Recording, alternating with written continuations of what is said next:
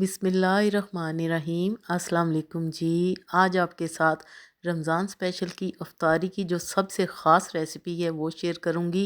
तो आज हम बनाएंगे खस्ता क्रिस्पी क्रंची चिकन कचौरी, जो कि सबको बहुत ही पसंद आती है। और अगर चिकन कचौरी अच्छी बनी हो तो जी हलवाई क्या सबको पीछे छोड़ देती है और अफ्तारी का तो मज़ा ही आ जाता है। तो मेरी गारंटी है, मुझे यकीन है कि ये रेसिपी आप भी बेहतरीन बना सकते हैं। सिर्फ आपने वीडियो को फुल वॉच करना है ताकि सारी टिप्स एंड ट्रिक्स आपके साथ मैं शेयर करूं जो आपको बेहतरीन कचौरी बनाने में मास्टर बना दे।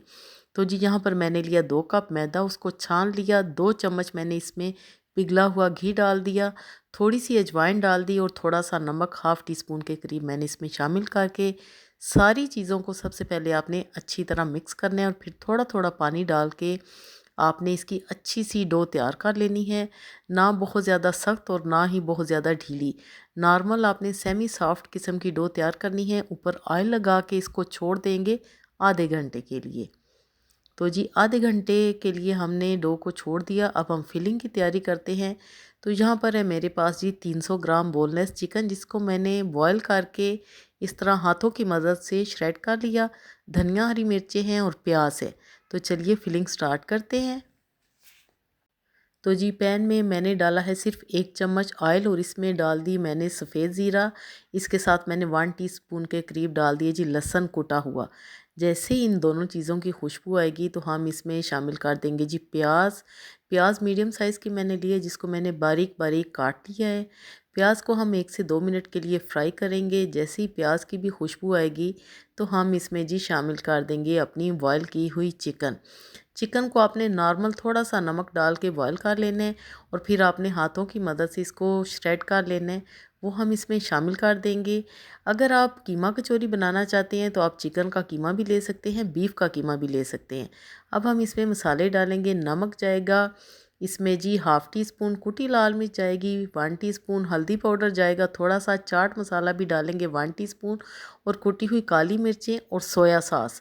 सोया सॉस इसमें जाएगी 2 चम्मच के करीब। इन सारी चीज़ों को आपने अच्छी तरह मिक्स कर लेना है।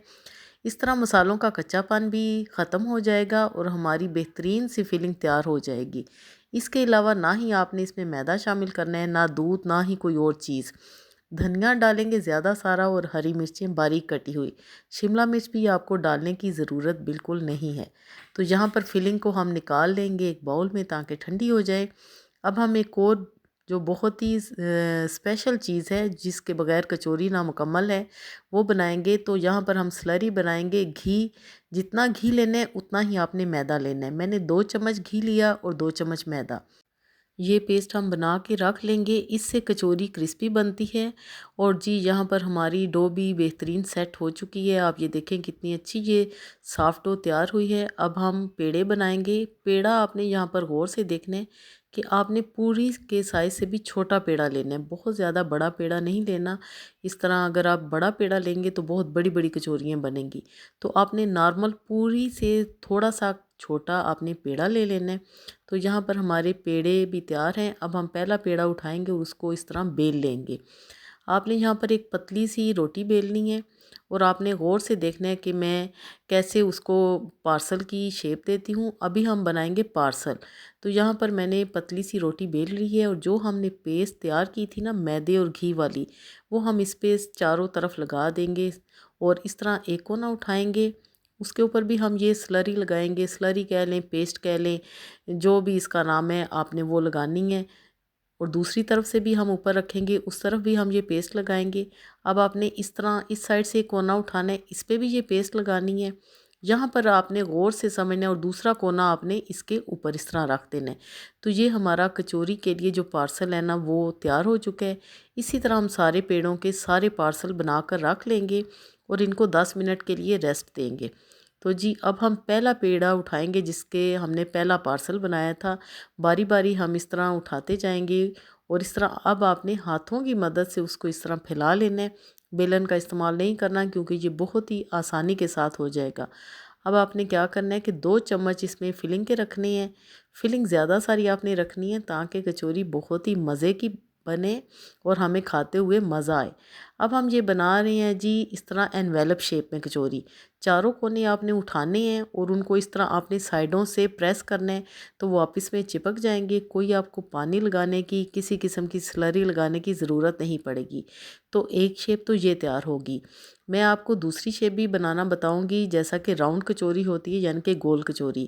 یہ شیپ بھی بہت ہی اچھی لگتی ہے اور دیکھنے میں بھی بہت زبردست لگتی ہے، کیونکہ کچوری سبھی کو بہت ہی پسند ہوتی ہے، بچے کیا بڑے کیا سب کی یہ فیورٹ ہوتی ہے۔ اور افطاری کے ٹائم پہ جی اگر کچوریاں ہوں تو جی کیا ہی بات ہے، مزہ آ جاتا ہے افطاری کرنے کا۔ اور کچوریوں کے آگے تو ہر چیز فیل ہو جاتی ہے، چاہے جو بھی بنا ہو، سبھی کہتے ہیں کہ ہم نے کچوری ہی کھانی ہے۔ اب جی کچوری کو فرائی کرنے کا طریقہ آپ کو بتاؤں، یہ خاص ٹیکنیک ہے۔ بالکل آپ نے جب کچوری فرائی کرنی ہے تو ٹیمپریچر بالکل آپ نے ڈاؤن رکھنا ہے۔ ایک دم سے آپ نے بہت زیادہ گرم آئل میں اس کو فرائی بالکل بھی نہیں کرنا، نہیں تو کچوری باہر سے پک جائے گی یعنی کہ ریڈ ہو جائے گی، سرخ ہو جائے گی اور اندر سے وہ کچی رہے گی۔ اب میں آپ کو دوسری شیپ بنانا بتاؤں گی جو کہ راؤنڈ کچوری ہوتی ہے، گول کچوری، اور جو کہ حلوائی کے پاس اکثر اس طرح کی ملتی ہیں آپ کو، لیکن وہ ذرا بھی اچھی نہیں بنتی۔ آپ نے کیا کرنا ہے کہ دو کونے اس طرح اٹھانے ہیں اور ساتھ میں تیسرے کونے کو بھی اس طرح چپکا دینا ہے جیسا کہ ہم نے پہلے بنائی ہے۔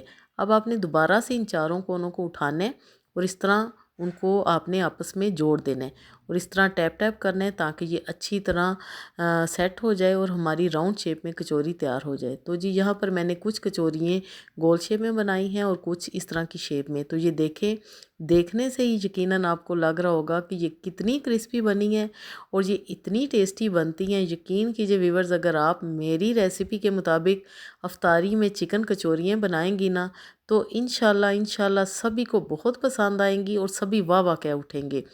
تو جی آئی ہوپ کہ آپ کو میری ریسیپی پسند آئی ہے۔